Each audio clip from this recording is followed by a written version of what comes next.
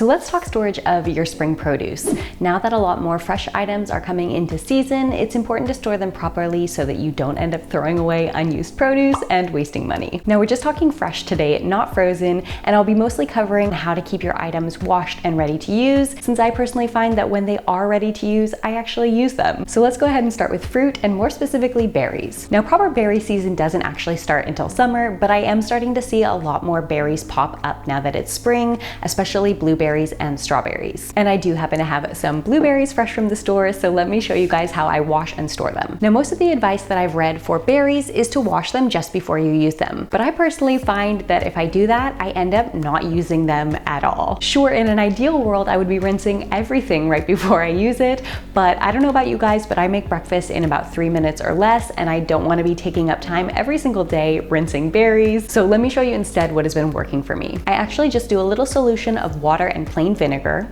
You can do about 2 tablespoons for 3 cups of water, but it's fine to just eyeball this. Now supposedly the vinegar is what kills off any mold here. Now I don't know if this is scientifically true, but like I said, it has always worked for me. So just let that soak for about 5 minutes, and then go ahead and rinse your berries with plain cold water. And then you want to make sure that they're really dry, so go ahead and spread them out on either a tea towel or some paper towel.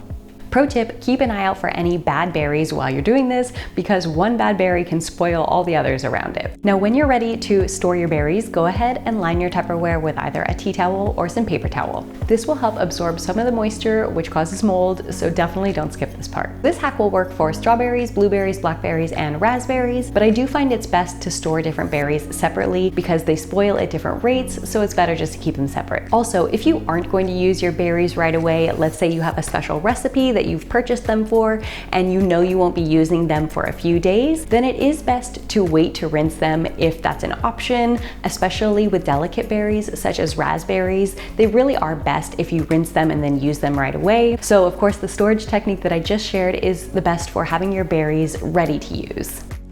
Now, I have recently seen a TikTok hack for keeping your lemons in the fridge in a jar of water. And I was like, what? I've always kept my lemons in the fridge. I find that they already last for a really long time, probably at least about a month. So I personally haven't tried the lemons in water hack. If any of you have tried it, let me know in a comment down below. But I'm gonna share with you my trick for storing lemons in the fridge. Actually, my favorite way to store lemons is to wash them all at once and then juice them all and zest them all as well. And then you just keep all the juice and zest separately, of course, in the freezer.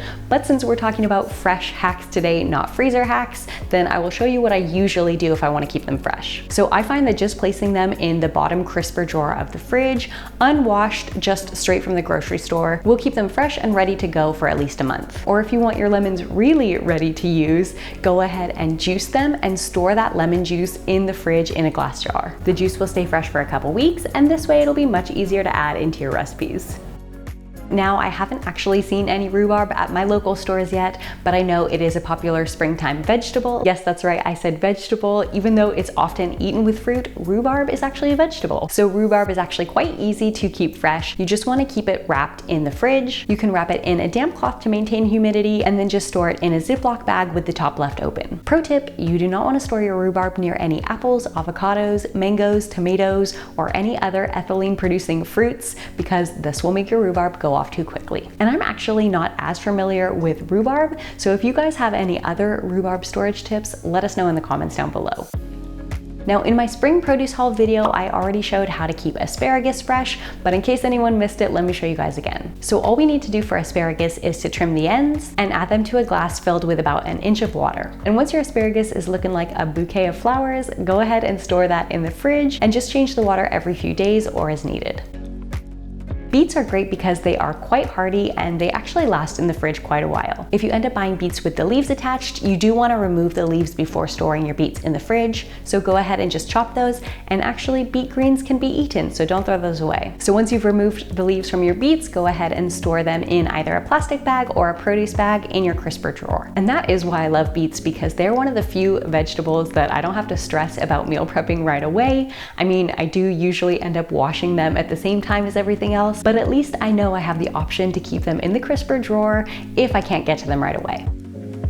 Carrots should also be kept loose in the crisper drawer of your fridge, and similar to the beets, if you do buy them with the greens on, you do want to cut them off before storing them. Carrot greens can also be eaten, so do not throw those away either. I will actually leave a recipe in the description box down below for carrot top pesto if any of you want to check that out. Another tip that I just recently learned, which I actually always used to do, is not to store your carrots near apples, because this can actually cause bitterness in your carrots. Now, similar to the lettuce and celery hack that I showed you guys in the batch prep video, old carrots can be revived by soaking them in a bath of cold water. And just like the celery, if you want to, you can store your cut up carrots in Tupperwares of water, and that will help keep them extra crisp. Now for fresh herbs, I usually see the most popular method of storing them is to do the same as you would with the asparagus, which is basically just to store them like a bouquet of flowers in a small jar of water. And I found that this kind of works sometimes, but here's my issues with this method. A, I usually see it done with a plastic bag covering the herbs even when they're stored in the fridge, and I don't usually have extra plastic bags lying around the house. B, it does take up a lot of space in the fridge and you need a shelf tall enough to be able to fit the herbs. And C, they're not ready to use because they're not washed. Also, with basil, I think you're supposed to keep it in water but outside the fridge, and that also never works for me. I don't know, but my basil does not like to live in water.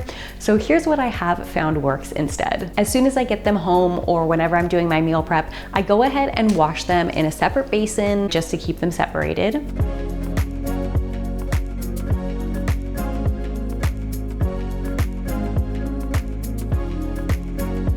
And then we're gonna store them in the same way that you would lettuce and other leafy greens, which if you haven't seen that video yet, I will link it up here as well as in the description box down below. And I just find that my cilantro, my mint, even green onions really stay fresh this way, and they are super easy to use because they are washed, ready to go. You can just take them out of the fridge and chop them up, or like with the green onions, I like to use the kitchen scissors. And I find that they stay fresh this way for a couple weeks, and I'm much more likely to use them as well. Also, as I showed you guys with regrowing lettuce, you can do the same with your green onions. Just save this bottom piece right here, add it to a jar with some water, and the greens will regrow. Now, if you found these tips helpful and you're looking for even more produce saving tips, make sure you check out this video right here. And with that, let's eat plants, and I will see you guys next time.